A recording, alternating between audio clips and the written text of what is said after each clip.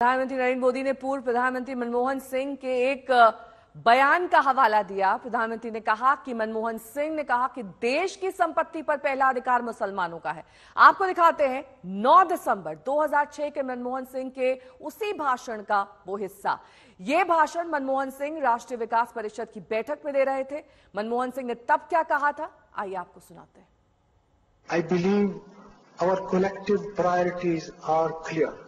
Agriculture, irrigation and water resources, health, education, critical investment in rural infrastructure and the essential public investment needs of general infrastructure along with programs for the uplift of scheduled castes, scheduled tribes, other backward classes, minorities and women and children. The component plans for scheduled castes and scheduled tribes will need to be revitalized. We will have to devise innovative plans to ensure that minorities, particularly the Muslim minority, are empowered to share equitably in the fruits of development. They must have the first claim on our resources.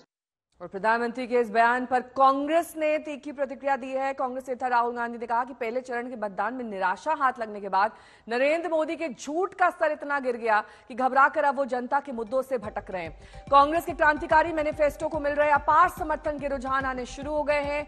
देश अब अपने मुद्दों पर vote करेगा, अपने रोजगार, अपने परिवार और अपने भविष्य के लिए वोट करेगा। भारत भटकेगा नहीं, ये एक्स प्लेटफॉर्म पर उन्होंने कहा है।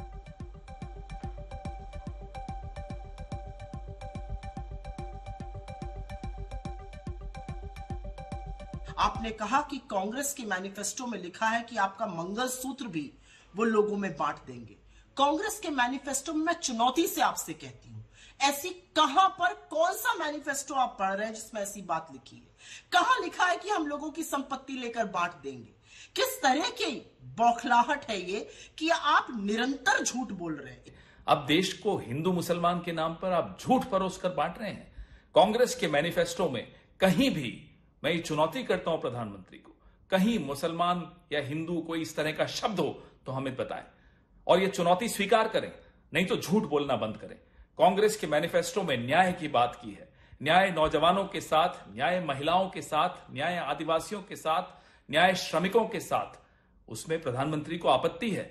आपत्ति हो भी क्यों ना, ये हमारा न्याय पत्र प्रधानमंत्री को आईना दिखाता है और उनके 10 साल के कृत्य दिखाता है। ये पूरे 10 साल इन्होंने हिंदू मुसलमान करके खत्म कर दिए और अब फिर से चुनाव में आए हैं हिंदू मुसलमान लेकर।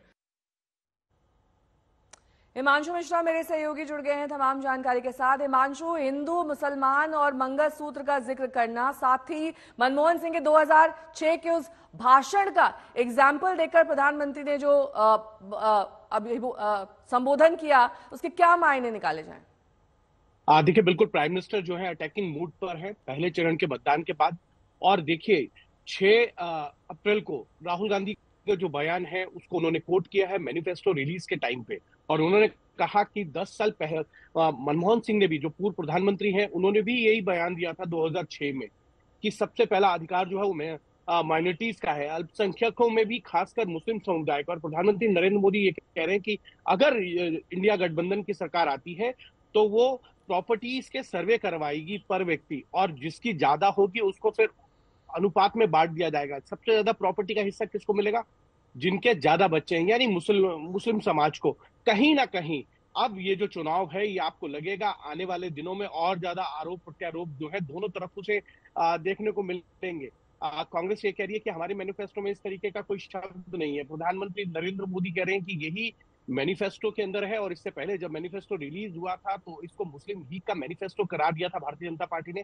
प्रधानमंत्री नरेंद्र मोदी अब ये कह रहे हैं कि देखिए, आपकी प्रॉपर्टी का सर्वे होगा, उस प्रॉपर्टी में धन दौलत जेवर मंगलसूत्र तक का सर्वे किया जाएगा। अगर आपके पास ज्यादा है अनुपात से तो वो दूसरों को दे दिया जाएगा।